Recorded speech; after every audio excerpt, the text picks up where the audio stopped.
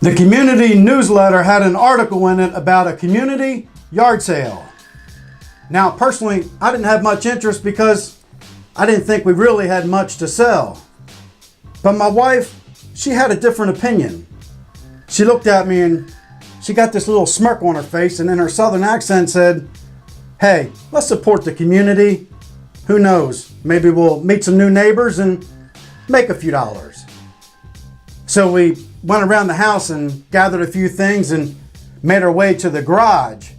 Now in the garage, I had this bike that I bought 5 years ago for exercise. And I figured it was probably a good time to sell this thing, and man, it didn't even need a price tag on it because it still had the original one. It even had the tag hanging from the seat.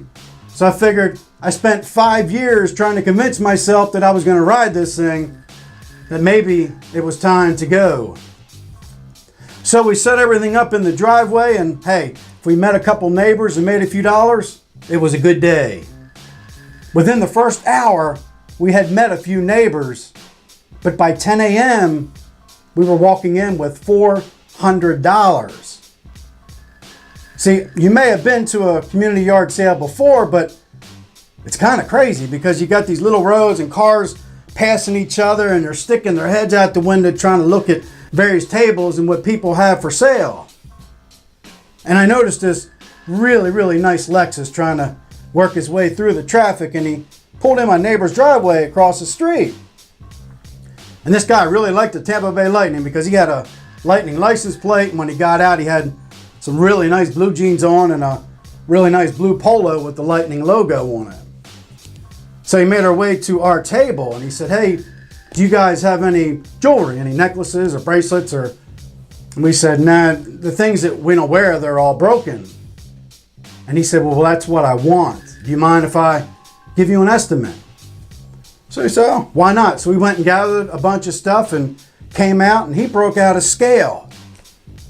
And he ended up giving us $400 for our broken jewelry. So we made the transaction, and he gave us our cash. And as he was walking away, I said, what is the goal behind buying this jewelry?"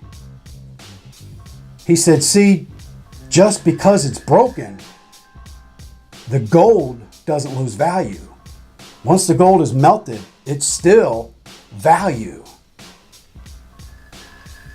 Now, isn't that a little bit like the dream that we're holding in the back of our minds? Even though we're trying to chase that dream, we're going to break things. But the dream never loses value, only because something that we tried to do didn't connect. See you next Monday. Have a great week.